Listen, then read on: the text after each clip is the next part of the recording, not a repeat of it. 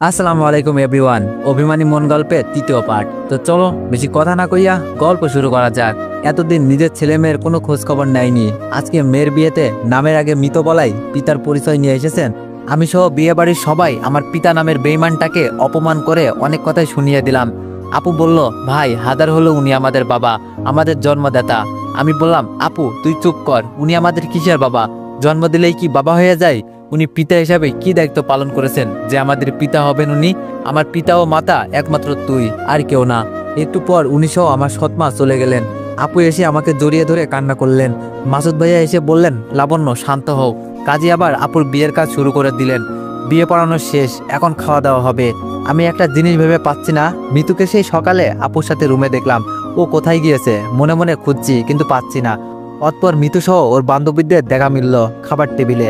আমি খেয়াল করে দেখলাম মিতুর সাথে যারা বসে আছে একটাও আমার চেনা পরিচিত কেউ না। আমি উপর দিকে এক টেবিলে খাবার দিচ্ছি, হঠাৎ মিতুর এক বান্ধবী আমাকে ডেকে বলল, তুমি আবির না? আমি বললাম, হুম। মেয়েটি বলল, আরে চিনতে পারো নাই আমাকে? একদিন না তুমি আমি মিতু একসাথে তোমাদের কলেজে গিয়ে আড্ডা দিয়ে আসলাম। আমি বললাম, আসলে আমার তো মনে পড়ছে না। মেয়েটি বলল, ও আচ্ছা। আমি আবার একটু এদিকে আসলাম। মেয়েটি বলল, কিরে মিতু, আবিরের সাথে কথা বললি না যে? ওনা তোর বেস্ট ফ্রেন্ড, ঝগড়া করেছিস নাকি? মিতু কিছু না বলে খেতে থাকলো। মেয়েটি বলল, মিতু একটা কথা বলবো তোকে। মেয়েটি বলল, দেখ আবির আগে কত খ্যাত ছিল, এখন অনেক স্মার্ট হয়েছে তাই না? মিতু বলল, কেন, তোর কি পছন্দ হয়েছে আবিরকে? ডাক দিয়ে বলবো যে তুই প্রেম করবি ওর সাথে? মেয়েটি বলল, আরে না, এগুলো কি বলিস? মিতু বলল, তাহলে চুপ করে খা। খাওয়া দাওয়া শেষ করে আপু এখন মাসুদ ভাইয়াকে বাসায় নিয়ে যাওয়ার পালা। আমি শুধু ভাবছি আমি এখন বাসায় গিয়ে কি করব, কার সাথে গল্প করব, একা একা কিভাবে থাকবো? আমায় কে রান্না করে খাওয়াবে?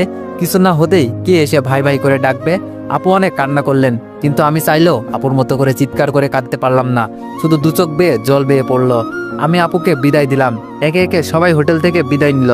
আমিও বের হয়ে আসছি আর ভাবছি, আপু যখন মেয়ে হয়ে জন্ম নিয়েছে তখন তাকে পরের ঘরে একদিন না একদিন যেতেই হবে। কিন্তু আজ আমার মনে হচ্ছে আমি যেন আজ সত্যি এতিম হয়ে গেলাম। বাসায় এসে বসতে আপু ওর বাটন ফোনে ফোন দিলাম। অনেকক্ষণ আপুর সাথে কথা হলো। ও অনেক কান্না করলো। আমি কি বলে সান্ত্বনা দিব তার ভাষা খুঁজে পেলাম না। 2 দিন পর ওয়ার্কশপে সেলাই মেশিন কাজ করার সবাই আমাদের বাসায় আসলো। তারা বলল, বাবা 3 দিন হলো আমরা সবাই কাজ করতে এসে প্রতিদিন ঘুরে যাচ্ছি, তোমরা কি আর আমাদের দিয়ে কাজ করাবে না? আমরা কি ঠিকমতো কাজ করি না, নাকি আমাদের কাজে তোমাদের পোষাচ্ছে না? আমি বললাম, আসলে তা নয়, আমার আপুর বিয়ে হলো তো তাই আর কি। তারা বলল, ও আচ্ছা, লাবণ্য মামুনির বিয়ে হয়ে গেল, তা বাবা জামাই কি করে? আমি বললাম, দুলাভাই পুলিশ অফিসার। তারা বলল, ও লাবণ্য মামুনি ভালোই ভাগ্যবতী, তাহলে এমন একটা বর পেলেও। আমি বললাম, আপনারা বসুন একটু। আমি ওনাদেরকে একসাথে অগ্রিম বেতন দিয়ে দিলাম। ওনারা টাকা পেয়ে এতটা খুশি হবে আমি ভাবিনি। কেউ কেউ তো বলল, বাবা এতদিন যে আমরা গার্মেন্টসে নিজেদের হাড় ভাঙা পরিশ্রম করলাম, কোনো সময় ঠিকমতো টাকা পাইনি, আর তুমি আমাদের অগ্রিম বেতন দিয়ে দিলে, আমরাও আমাদের সর্বোচ্চ দিয়ে কাজ করব, কথা দিলাম। আমি বললাম, আচ্ছা তাহলে কাল হতেই আপনারা আবার নিয়মিত কাজে আসা শুরু করুন। ওনারা সবাই চলে গেল। আমি জানি তারা এসেছিল, তারা সবাই গরিব। 1 মাস পর তো ওনাদের বেতন দিতেই হতো, এখনই টাকা আছে তো দিতে সমস্যা কোথায়? তাই দিয়ে দিলাম, এতে ওনারা কাজ করতে ভালো উৎসাহ হবেন। ভেবেছিলাম নিজের ভাগ্যটা নিজেই লিখব, কিন্তু আপু এসে সাময়িকের জন্য আমার সাথে যোগ দিয়ে আমার সঠিক ও ভালো একটা পথ দেখিয়ে দিয়ে চলে গেল। যাক, নিজের ভাগ্য নিজেরই লিখতে হয় তা বুঝতে পারলাম। পরের দিন আমি সব কাজের দেখাশোনা করছি। আপু ফোন দিয়ে বলল, ভাই আজ 7 দিন হলো তোর সাথে দেখা হয়নি, আয় না আজকে আমাদের বাসায়, অনেক কাজ না হলে আমি যেতাম ভাই। আমি বললাম, আচ্ছা আমি তাহলে বিকালে যাব। আমার যাওয়ার কথা শুনে আপু অনেক খুশি হলো। বিকালে আপুর বাসায় চলে গেলাম। আপুর রুমে যেতেই দেখলাম মিতু আর আপু বসে টিভি দেখছে। আমাকে দেখে মিতু তাড়াহুড়ো করে চলে গেল। মিতুকে চলে যাওয়া দেখে আমি বললাম, রাখলে অনেক সুন্দর লাগে, ও দাঁড়িয়ে গিয়ে কিছু বলতে যাবে কি? আমি আপুর হাতে মিষ্টি দিয়ে বললাম, আপু নে এগুলো রাখ। আপু বলল, ভাই বস তুই। একটু পরেই আপু আমাকে খাবারের টেবিলে নিয়ে গেল। আমি টেবিলে গিয়ে তাকিয়ে ভাবছি, এই বাড়িতে শুধু 2টা কাজের মানুষ, মাসুদ ভাইয়া, মিতু, আপু আর ওনার বৃদ্ধ বাবা আছেন। তাহলে টেবিলে এত রকমের খাবার কেন? আপু বলল, কি হলো বস? আমি খাবার টেবিলে বসতে ভাবি অনেক খিদে পেয়েছে, খেতে দাও বলতে বলতে মিতু আসলো খেতে। ও আমাকে দেখে আবার ঘুরপাক খেয়ে চলে যাবে কি? আপু বলল, কোথায় যাচ্ছ, এসো খাবে না? মিতু বলল, পরে খাবো, আমার রুমে খাবার দিয়ে রেখো। মুখটা বাঁকা করে চলে গেল। আমি বললাম, দেখছিস আপু তোর ননদটা কেমন দেমাকি? আমি খেতে বসছি দেখে ও খেতে এসেও চলে গেল। আপু বলল, ওর কথা বাদ দে, তুই খা। আপু আমাকে অনেক রকমের খাবার দিল, যেগুলো আমার আজ অব্দি খাওয়া হয়নি। খাবার মুখে দিয়েই মনের অজান্তে চোখ দিয়ে জল আসলো। আপুকে লুকিয়ে চোখের জল মুছিয়ে বললাম, আপু রান্না অনেক স্বাদ হয়েছে। আপু বলল, তাই ভাই, খা তুই যত ইচ্ছে। খাওয়া দাওয়া শেষে ভাবছি আসলে আমার আপু অনেক ভাগ্যবতী, তাই হয়তো এমন একটা বাড়ির বউ হতে পেরেছে। খাওয়া দাওয়া শেষে আপুর রুমে গিয়ে টিভি দেখছি। একটু পর আপু আসলো, টিভির রিমোটটা নিয়ে সিরিয়াল দিল। আমি বললাম, কি আপু, তুই এই 4 দিনে সিরিয়াল দেখা শুরু করে দিয়েছিস? আপু বলল, আসলে ভাই আমি না, মিতু প্রতিদিন এসে আমার সাথে বসে সিরিয়াল দেখতো, ওর সাথে সাথে আমিও একটু দেখতাম আর কি। আমি বললাম, ও আচ্ছা, তা সে আসছে না কেন? আপু বলল, আসবে কি করে, তুই আসিস যে। ভাই শোন না, মিতু না আমার উপর অনেক খুশি হয়েছে। আমি বললাম, কেন আপু?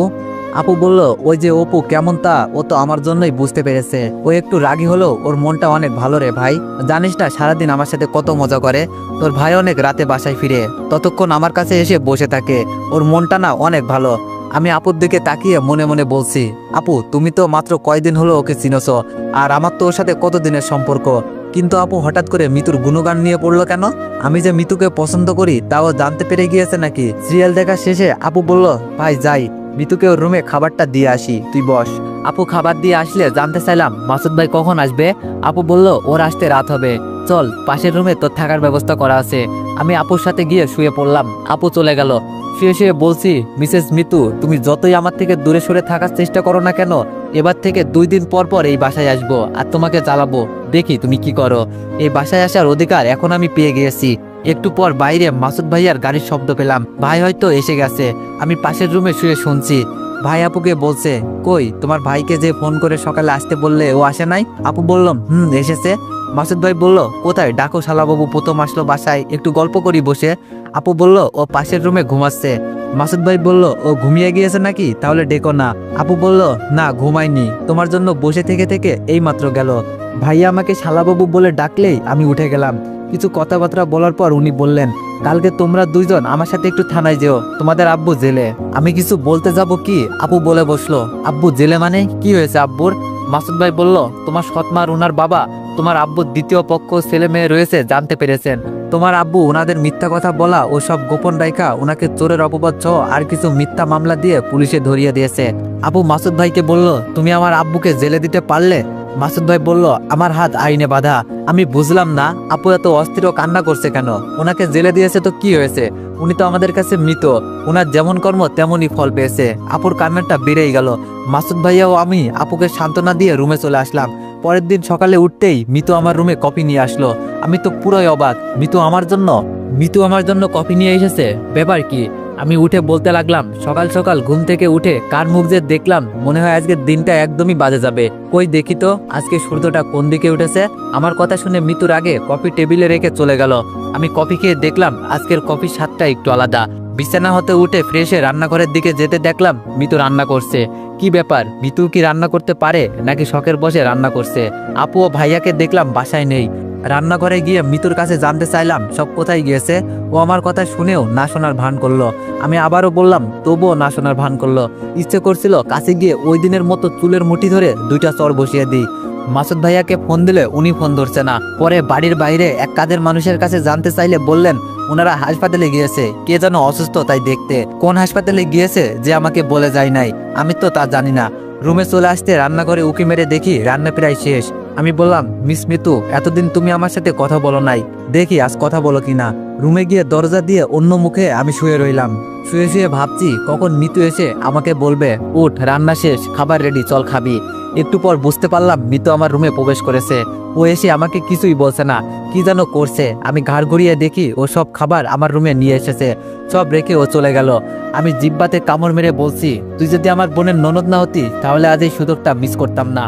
তোর এত ইগো দেমাগ সব মাটিতে মিশিয়ে দিতাম। শুধু তোর সাথে কিছু করলে আমার বোনের সংসারটা ভেঙে যাবে বলে কিছু করলাম না। খেতে বসে দেখছি ভালোই রান্না করেছে মিতু, তার মানে ও রান্না পারে।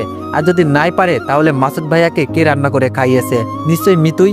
একটু পর মাসুদ ভাই আমাকে ফোন করে বলে, আবির, তোমার আব্বু একটু অসুস্থ হয়ে পড়েন, তাই তোমার আপুকে নিয়ে সকাল সকাল একটু হাসপাতালে এসেছি। তুমি তো তখন ঘুমাচ্ছিলে তাই ডাকাডাকি করি নাই, আসবে তুমি? আমি বললাম, না আমি যাব না।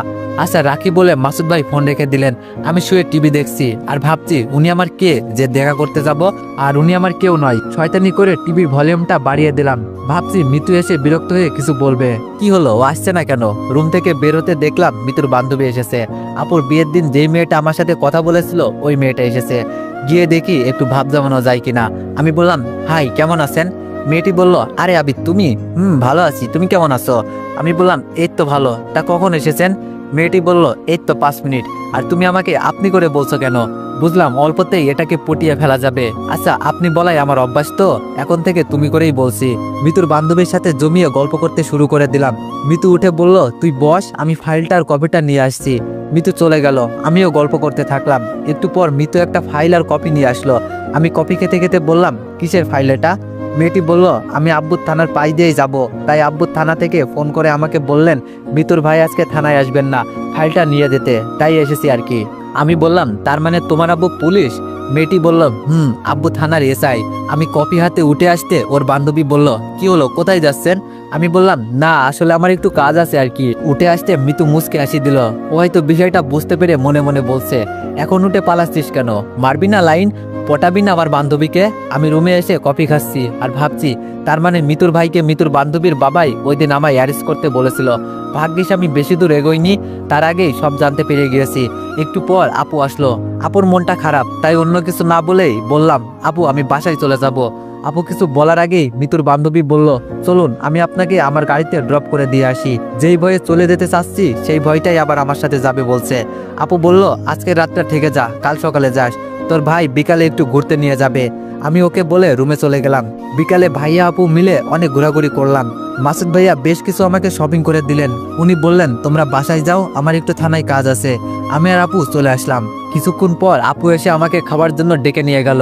আমাকে খেতে দিয়ে বলল, ভাই তুই খা, আমি মিতুকে ডাকি ও খেয়েছে কিনা। আপু চলে গেল। একটু পর আপু এসে বলল, ভাই মাথা মনে হয় 100 ডিগ্রি গরম, চোখের জল আর রাগে কটমট করছে মহারানীর। আমি বললাম, কেন আপু, কি হয়েছে? আপু বলল, ওই যে আমি, তুই আর তোর ভাই ঘুরতে গেলাম, মিতুকে নিয়ে বলি নাই, ওর সাথে নিয়ে যাই নাই, তাই মনে হয়। আমার খাওয়া প্রায় শেষের দিকে, দেখলাম মিতু এসে খেতে বসলো। আপু কিছু দিতে গেলে বলে উঠলো, আমার হাত আছে, আমি নিয়ে খেতে পারি।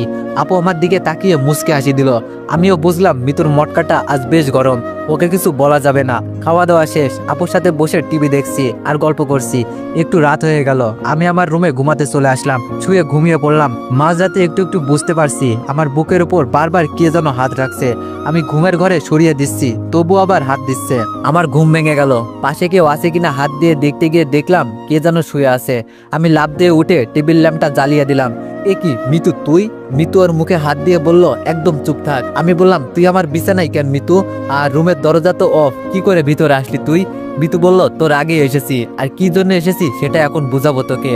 আমি বললাম, দেখ মিতু, তুই যদি ভাবি যে আমার রুমে এসে উল্টোপাল্টা কিছু করে তোর ভাই ও আপুর কাছে আমাকে খারাপ বানাবি, তাহলে তুই চরম ভুল করবি। কেননা এটা আমার থাকার রুম, আর ওনারা কিছুই বিশ্বাস করবে না, বরং উল্টো তোকেই খারাপ ভাববে। মিতু আমার কথা শুনে হেসে দিল। আমি অবাক হয়ে ওর দিকে চেয়ে রইলাম। মিতু বলল, মাত্র 2 দিন কথা বলেই তুই আমার বান্ধবীটাকে পটিয়ে ফেলেছিস, ও তোকে ভালোবেসে ফেলেছে। সন্ধ্যায় আমাকে ফোন করে তোর নাম্বারটা চাইলো, তাই ভাবলাম নিজের হাতের কাছেই পড়ে আছে একটা অমূল্য কিছু, আমি তার কদর না বুঝে তাকে দূরে সরিয়ে দিয়েছি। আর না, আজ আমি তাকে আপন করে নিব। মিতুর কথা শুনে আমি একটু হাসি দিয়ে মনে মনে বলছি, যে আমার মূল্যটা এতদিন বোঝাই নাই, তার সঙ্গে জীবন আমি পার করব না। মাত্র 2 দিনেই যে আমার বিষয়ে সবটা না জেনেই যে আমাকে ভালোবেসেছে, তার ভালোবাসাটাই আমি গ্রহণ করে নিব। মিতু বলল, তুই হাসিস কেন? আমি বললাম, এমনি। মিতু বলল, আচ্ছা। মিতু আমার আরো কাছে আসতে থাকলো। আমি বললাম, দেখ মিতু, আর কাছে আসার চেষ্টা করবি না, নইলে আমি ভাইয়া আপুকে ডাক দিব। ও কিছু না শুনে আমার কাছে আসতে থাকলো। আমিও কি করব বুঝতেছিলাম না, তাই আজকে আবারও। তো এভরিওয়ান, কন্ট্রোল, আজকের জন্য এতটুকুই। তো নেক্সট পার্টের জন্য অপেক্ষা করো। ধন্যবাদ।